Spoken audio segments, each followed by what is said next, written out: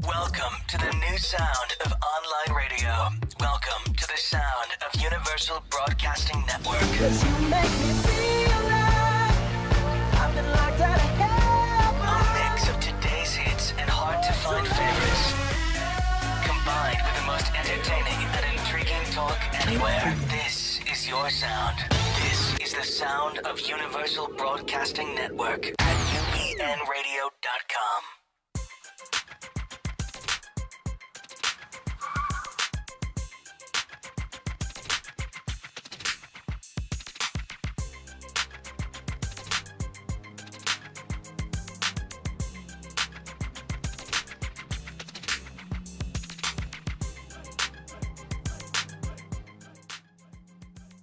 It's time for the Bonnie Sher Show, a whirlwind of wit, wisdom, celebrity, and the boomer life.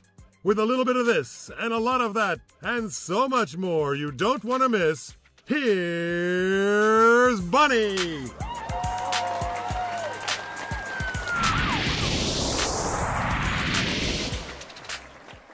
That's my takeoff theme. Okay. Well, hello and welcome, new friends and old from near and afar. I'm Bonnie Sher, the host of the Bonnie Sher Show. Works well.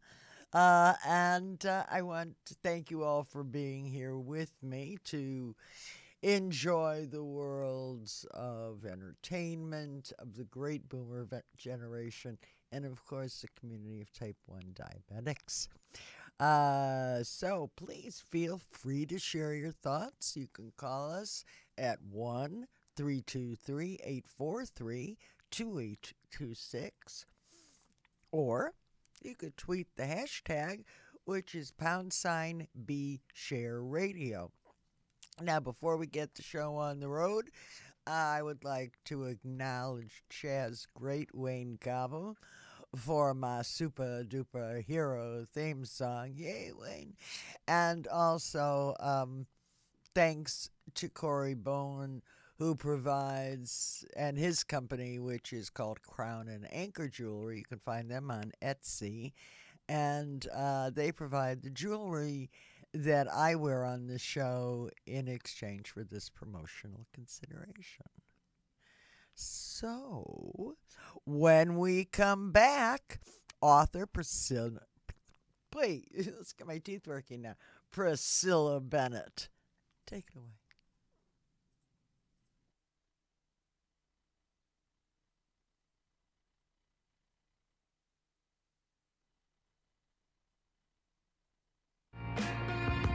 It's a story built on the moments you make today and the impact you have on others. How big is your story going to be? Live your legend.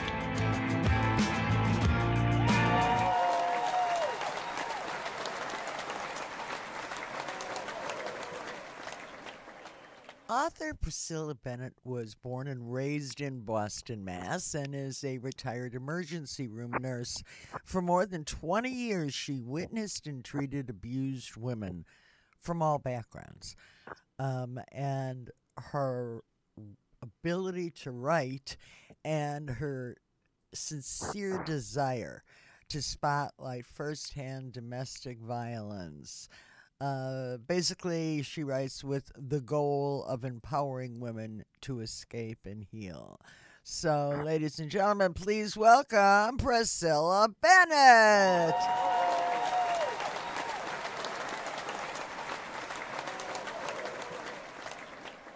Hello, Priscilla.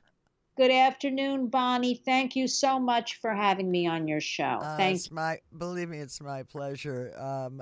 Your novel is phenomenal. Thank you. Spoken as a woman, spoken as a human with a heart. That's who read it, by the way. And wow, can you tell our audience a little bit about your background and how you devoted yourself to this now? Bonnie, it started my entire life. I have been a nurse, and I worked 3 children day in, day out. And as the years went by, I would begin to just witness men also are part of this. It's not always women. Majority are women. Yes. Usually more of a female, but there are some men abused. So I want to be fair and mention that. Women would come in, children, they'd bring their children with them. Teenagers would sometimes show up through the emergency room doors. And I was never a victim of this. I have a loving husband. Of course, I've over the years read about it, knew about it, but it started to hit home, Bonnie. I would see these women, and the stories were all very similar. I tripped on the stairs. I, fell off the step ladder. Always an excuse. And I finally, after a while, put two and two, I put it together. No, no, no, no. This is domestic violence. These are victims. And the problem is, Bonnie, as you're aware, I'm sure, you can't do anything unless the person tells you what happened and wants to press charges, talk about it. So you pretty much send these people just back out through those emergency room doors. And there were many women over and over and over that came through those doors. And it is very sad. And it is such a pandemic. And I vowed that when I had time and I retired, which I did 2 years ago, I would sit down. I've never written anything other than for myself, different things. I love writing, and I thought I'd sit down and I am going to write some sort of book, and this is going to be my subject matter. I am not only going to call myself an author, I am going to do something good with the writing and start to make a difference and just go for it. And that's what I did. And the book just recently came out, didn't it? Yes, beginning of April 3rd. So relatively new, and it's been a tremendous. It's a new book about an old problem, huh? Well, but here's the thing: as I am learning now, all this social media, we didn't grow up with this, so it's such an important part. The Twitter, the Facebook, YouTube. I'm working on a YouTube channel now. I'm reading articles. People are sending me things. I'm promoting. I'm talking about. Other women are weighing in. So I have fallen down the rabbit hole and cannot believe, Bonnie, what is going on in our society and what is happening. And it is just frightful. And I feel so empowered right now, even more so when the book came out April 3rd, Something to Be Brave For, that I must make a difference and help to educate women and help to try to eradicate, make a dent with this problem. It is horrifying when you begin to really read everything out there. So that's my goal right now, is to open up the conversation with the book and then provide resources, tell women where they can go. There are so many resources available, Bonnie, but women are afraid, or they're financially, bound by a husband or a boyfriend, or they have little kids, or they don't want to rock the boat. And, as women, we're always trying to make everything better and not really make a fuss. So it's really a tremendous problem, and it's a movement. I'm creating now a Priscilla Bennett community and a movement to just spread awareness about all of this. Well, it's God's work that you're doing. I think that also, when, again, I realize it is not limited to women only, but when people, are living this horror, there's so many things. I mean, it's almost as though they need permission to tell their stories. And I think by virtue of presenting a large group of people, women, some men, to make, they say, wait a minute, I've seen this behavior. Is this the next step? That's, I think, it's like anything. We have to educate people in order to have them be responsive. Otherwise, it goes back to the same old stuff. And yes, I think I agree with you that it's certainly more called to light now, but this has been going on for many, many, many years. Ricky used to, smack around Lucy on the show and talk to. Forever. Remember, he used to spank her. I do.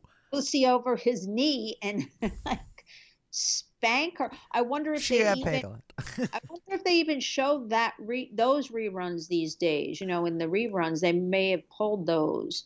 You know what I mean? I don't know. No, I don't. Well, I don't know would be my answer. I'll research it. I'll let you know because I remember. But I have to tell you, Bonnie, when I watched that years and years ago, I remember even thinking, that's strange. She's putting Lucy over his knee and spanking her.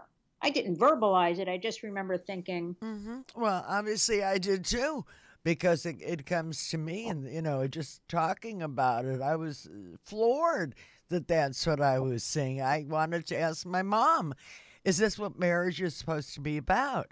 I managed to avoid being put over her knee or my dad. So now I have something else to look forward to. And she was very honest with me and told me, yes, this does happen. And then you didn't hear about it for a while. But I think there's so much tension right now. And I'm not certain how much of that aspect can be relegated to this problem. I think tempers are very short. And I don't think the perpetrator, be it male or female, is going to say, wait, I forgot that rule. That's the instinct. So your ability to provide resources for people who are facing domestic abuse, if it's children, if it's the mother, if it's a male figure, who else is going to do that? So yay, Priscilla.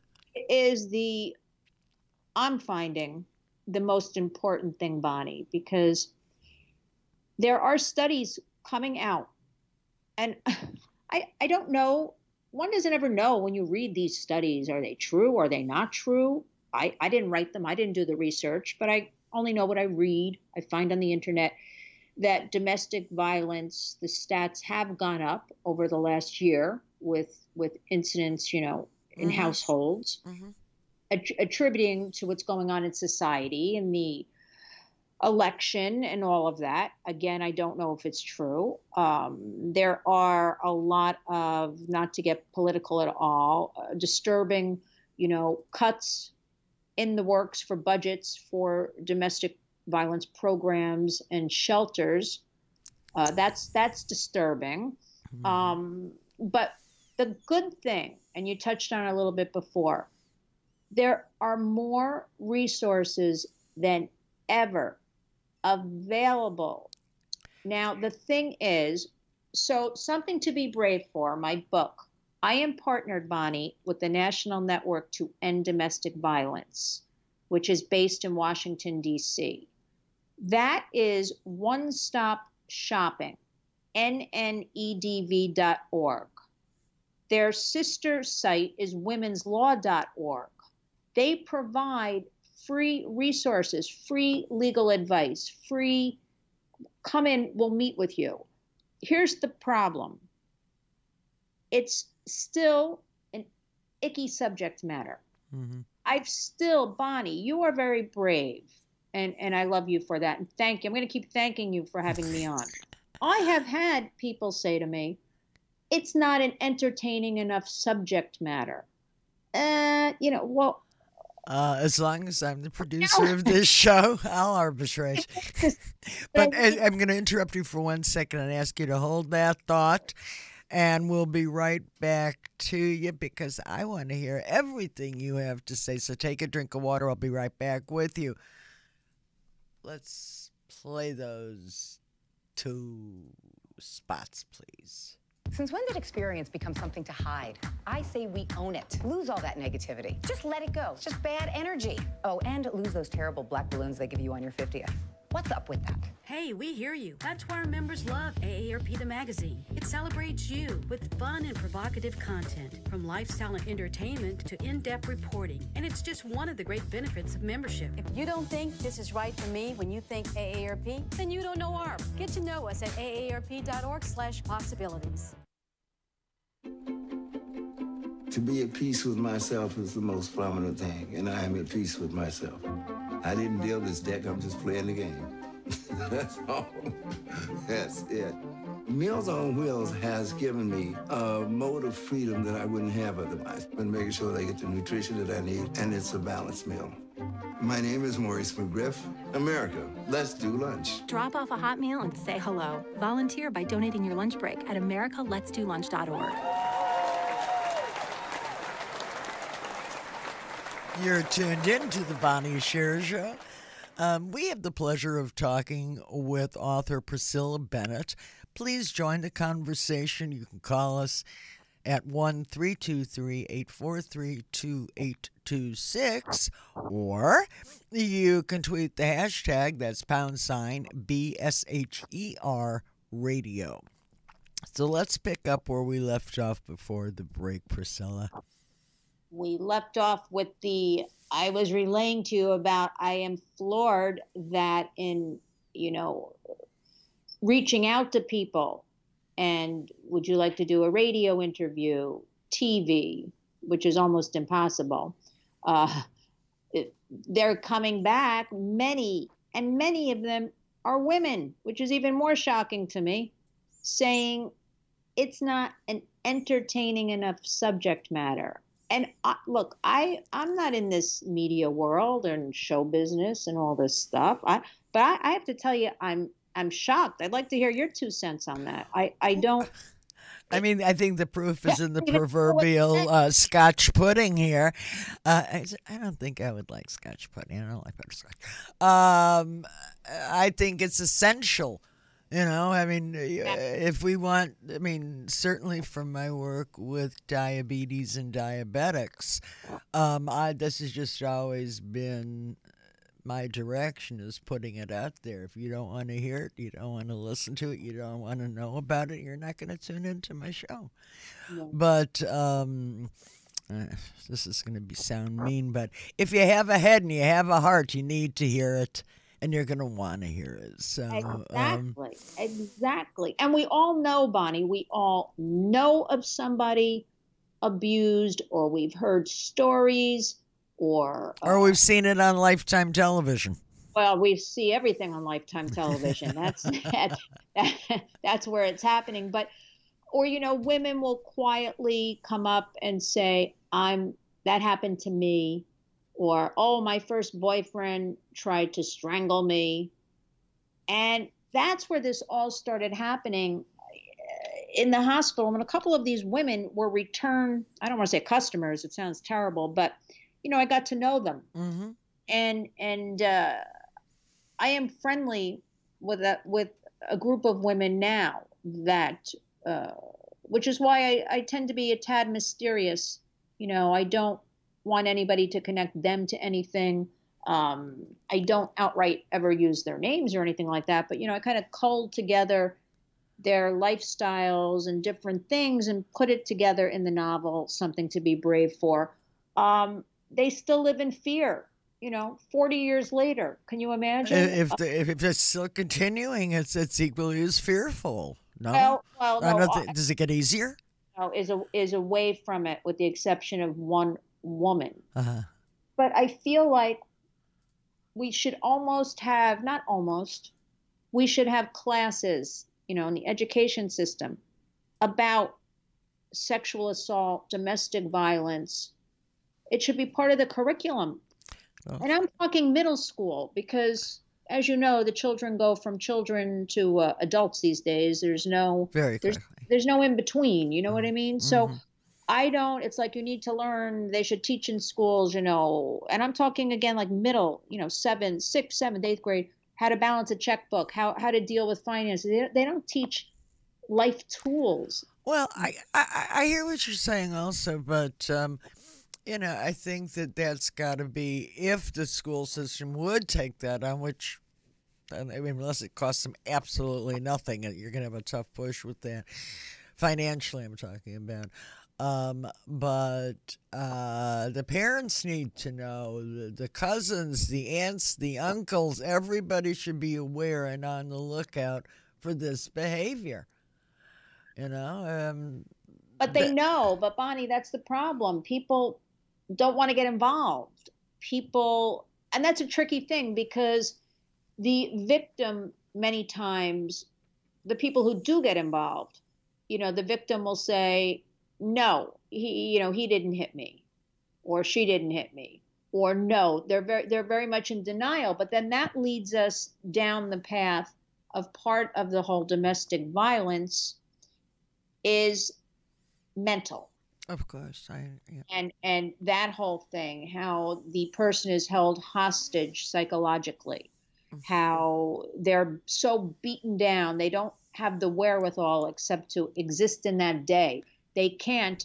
I have spoken with women. I know women. They did not have the strength to even go and pick up a phone and call somebody. And also, the abuser tends to work on their victim and get them into a state of isolation.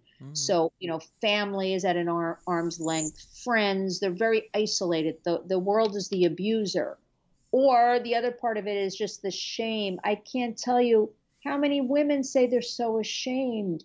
And that is shameful. That is shameful. And especially that there are so many resources available. They didn't have all these resources 10 years ago that I'm dealing with, I know about. It is wonderful. The Women's Law Organization, what they will do for women. But they, like you said, they need to know that it exists in order to obtain the help that they need. So bless you for putting this out. Well, I just want to remind everybody, Bonnie, to go to PriscillaBennett.com. That was going to be my next question. How does she know that? Come on now. Smart. I'm telling, it says so on my script. Well, come on now. And they have to click on the resources tab. Again, I call it one-stop shopping. National Network to End Domestic Violence, one-stop shopping. Every day, new articles, new resources.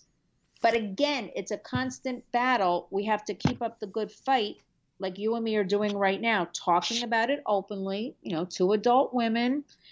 And we've got families and telling it's okay.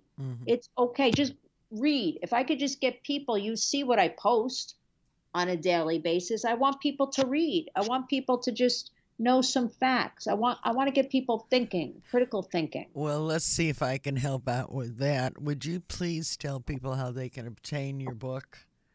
It is an ebook, am I correct? It is an ebook. It is very affordable, and this is done on purpose. It costs $3.99, and proceeds are going to National Network to End Domestic Violence. Amazon.com. Amazon, fabulous. You go there. Do you know, Bonnie, I didn't even know this, except for when I did this. You don't even need to buy a Kindle these days. There's a free app that you put on your phone. You put on any device you have. That's how I read your book. I did just that. I'm not you. You're in the business. You know all these things. I don't know. I have a son who laughs at me for what I don't know. So shame on him. Shame on him. You're far ahead. You know, it's like that thing. Excuse me, but do you remember I'm the one who taught you how to use a spoon? Exactly. I must have known something sometime. Anyway, thank you. Thank you for being here with me. It's been a total pleasure. Thank you so much for having me on. I want my audience to make certain to pick this book up, even if you think it has nothing to do with your life. Well, it could have something to do with your neighbor's life, and maybe you can point that out for them. So it's your work is phenomenal. I want to thank you for presenting this to us and for presenting your findings to a large group of people. If you don't talk about it, nothing's ever going to change. Exactly. PriscillaBennett.com. Okay, then I will keep that on my blurts, and I don't tweet very much. You know, there's already a guy in that chair, the tweeter. But I'll make sure to get the word out about that too. You take good care of yourself. Thank you. Thank you, Bonnie. I'll speak with you soon. Thank you. I look forward to it.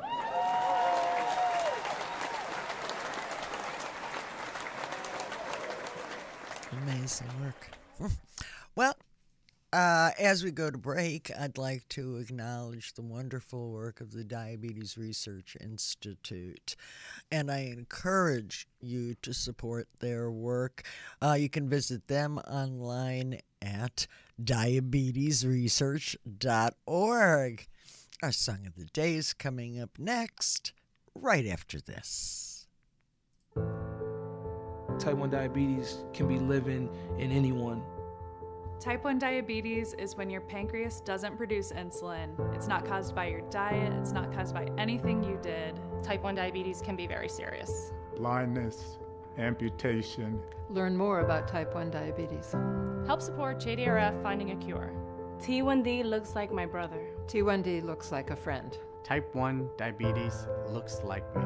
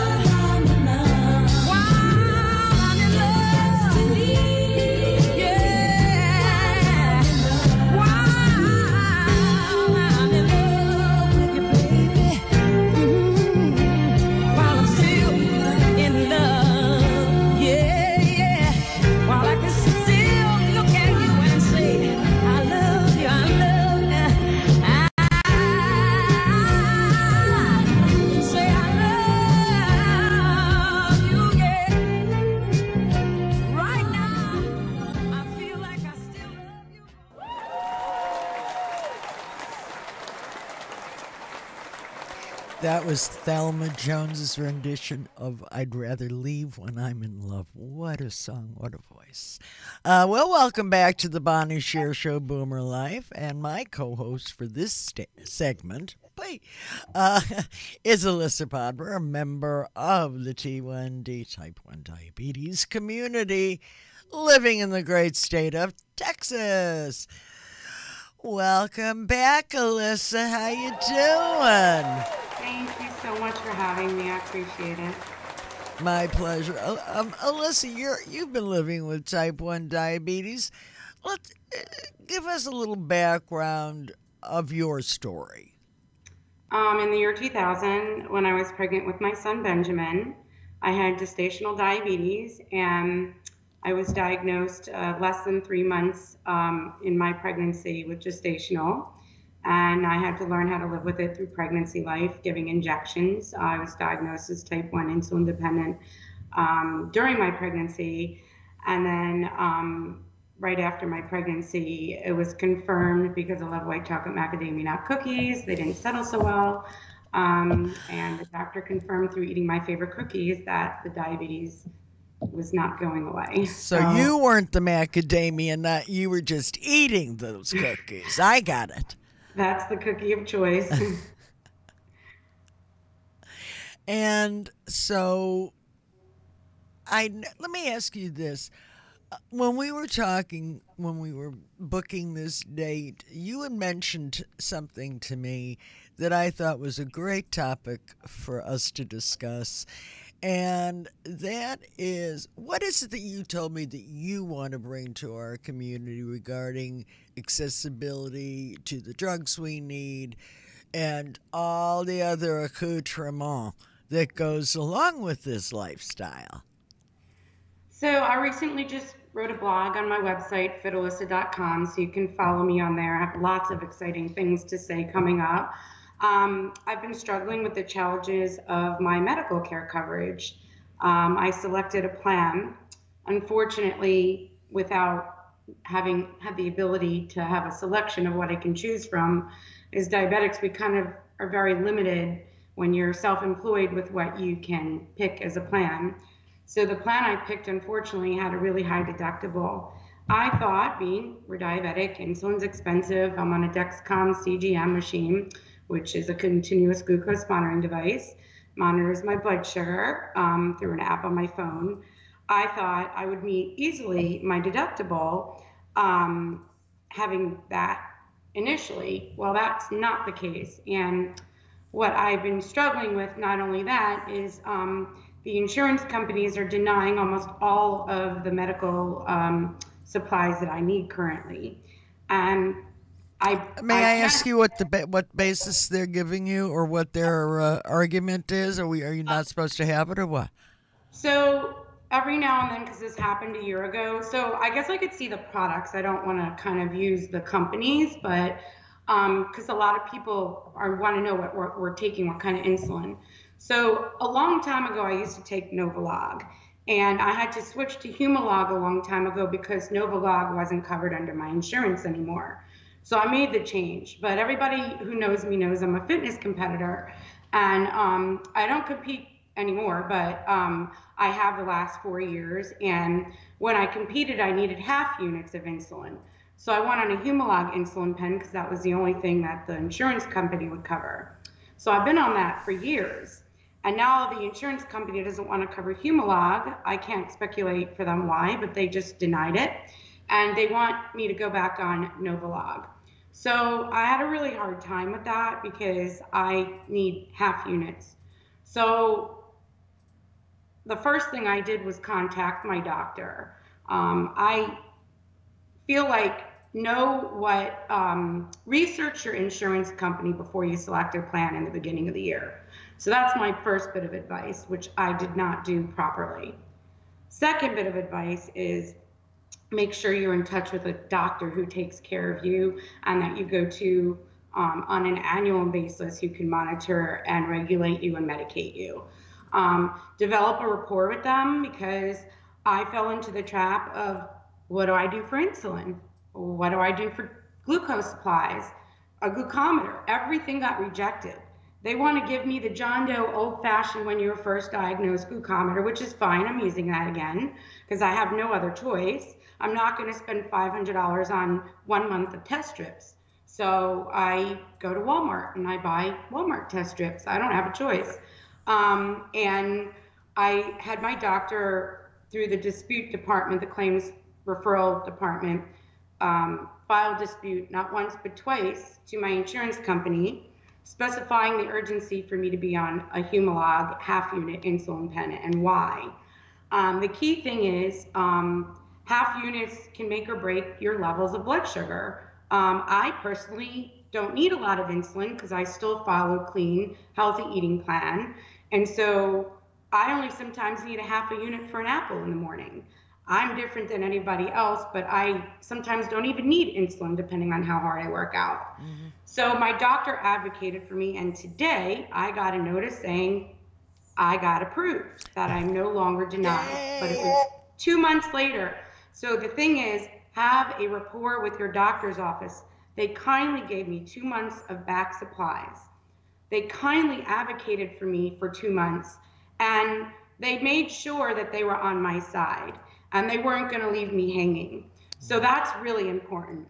I also think that you need to make sure, because I've run into this trap too, when I fall low on medicine, I'm like, oh no, what do I do? I'm in Florida and I'm low, or oh no, I'm going to Florida and I need it tomorrow. Just make sure you have a backup supply. Always make sure you give yourself advance notice with medication. And if you're running low, that's when you can turn to your doctor or refill a prescription and call your insurance company or pharmacist to find out when the first available you can do it. And if they can't fill it, you're able to get what's called a medication emergency supply. So I've used all of that to be able to make sure when I travel to visit my family in Florida or anywhere else I go, I always make sure I'm medicated. And if there's an emergency, which just happened to me recently, not medically say, but with medication issues, I was able to get it rectified while I was in Florida using some of these strategies that I used that worked for me, so I wasn't out of medication. So I highly encourage that, of not running out. And this is the reason why, Bonnie, I wanted to speak to you the most.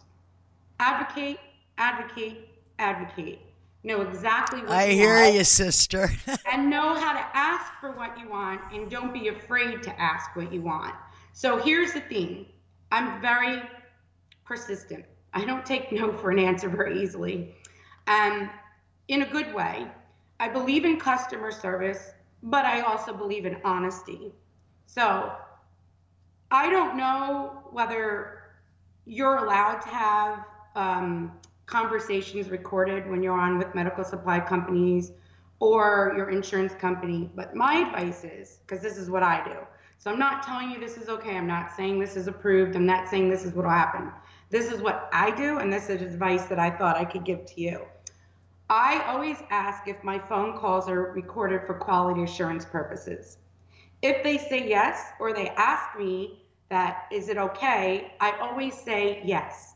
Yes, yes, and yes. Say yes, because you have that recording to cover you if ever you need to defend yourself. So recently, when I was in Florida, I needed Dexcom supplies, and I ordered it.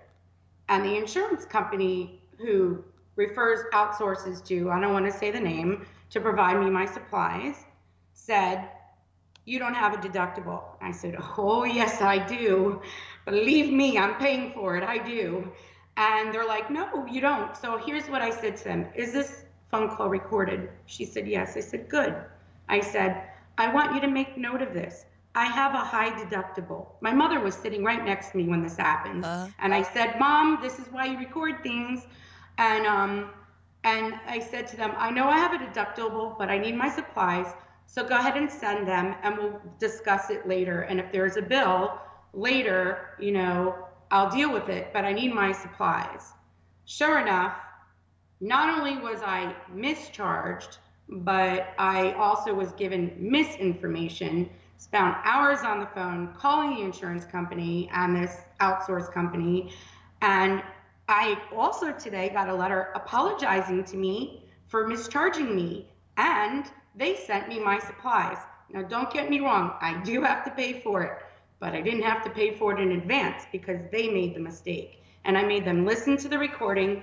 And this is not the first time recordings have saved me. They've saved me in many ways with cell phone services, with anybody who says they call for quality assurance purposes. My advice, just for me, you don't have to do it. This is what I think is a very valuable for me, is make sure things are recorded so that when you need to defend yourself, especially when you have a medical necessity. Could you admit, I'm hearing this, and I know it's factual, but it's just incredulous to me that not only do we have to use, we have to fight so hard. It just makes no sense. Alissa, I wish you all of the best and all of the strength, at which you have plenty of, and you just go ahead and advocate, and I'm going to wave a magic wand so that you keep doing it. You are a delightful woman, and keep in touch with me. Let me know how any more new tricks you learn, and just to call and say hi. I'd love to hear from you. And just if you don't mind, I'd love people to follow me or join my website. That was my next question. Alissa.com. Although I'm not competing, I still believe diabetes and fitness and how to live a healthy lifestyle is a priority. So I'm going to continue to blog, I'm going to continue to advocate, and I'm going to hopefully inspire people to get up and move, and every day is a new day. Is that sort of like the get up and boogie method? I like that. But of course, look at your body then. Anyway, be well. And again, thank you so very much. No, wait, one more second. Are you on Twitter? I am. You can follow me on fitalissa.com, on Facebook, on Instagram, on Twitter, and also my website. I welcome everybody to join my website. It's my pride, my passion, and my hobby. And fitalissa.com. All right, and we will. Thank you very much. I appreciate it. Thank you so much, Bonnie. Glad to speak with you.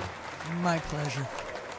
Okay, next up, Boomer News. The views from my soapbox. And I'll be back in 60 seconds.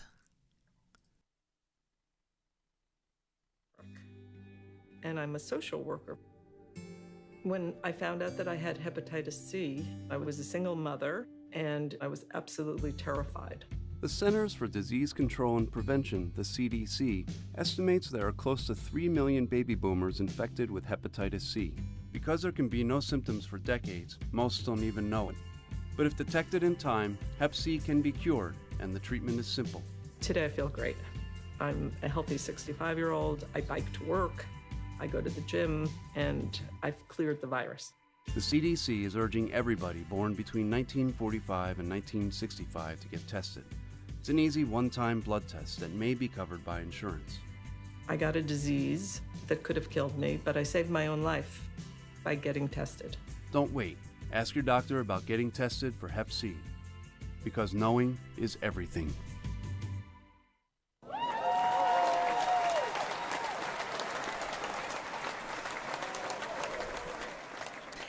Now the views from my soapbox. You know, the one that's my take on who gets it right and who should really be ashamed.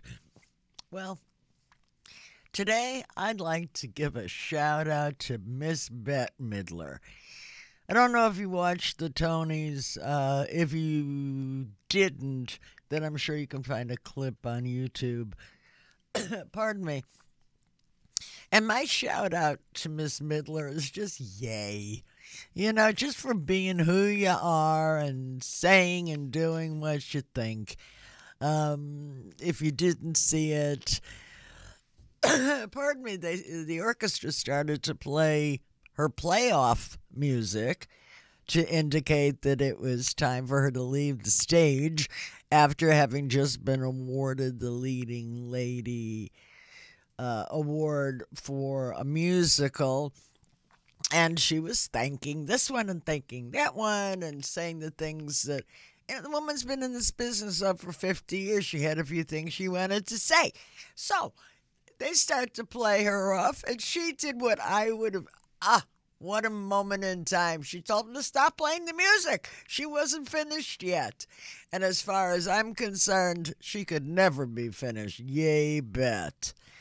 And for my shout down, and this kind of comes under the how low can you go column again as last week's did. Apparently people can go pretty low.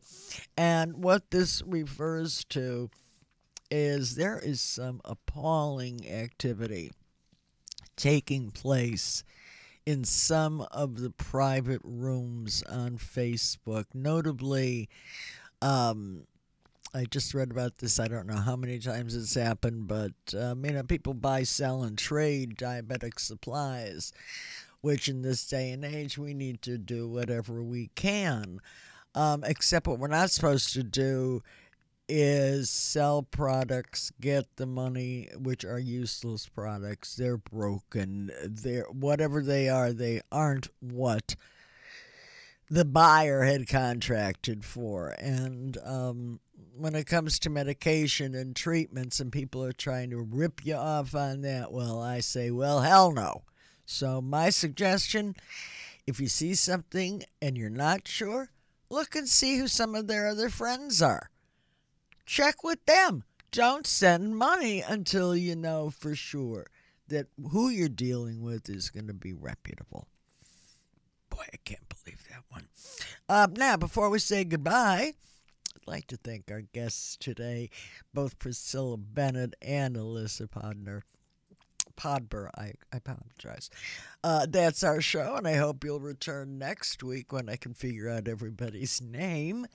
And we'll have another 50-minute trip through the land of celebrity to the great boomer generation, and of course, those nearest and dearest to my heart, my tribe of type 1 diabetics. Until then, please visit BonnieSher.com. Follow the number 1 Bonnie Sher on Twitter.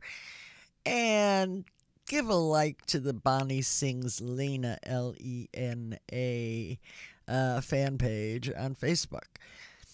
Many of you, most of you by now, are quite aware of the relationship that I had with the late Sammy Davis Jr. He was my mentor. He was my friend. And so as I wrap each show, I like to take a moment to sort of end this show Carol Burnett style with a wink and a blink and a nod. And for you, Mr. D. See y'all next week. Thanks. Bye-bye.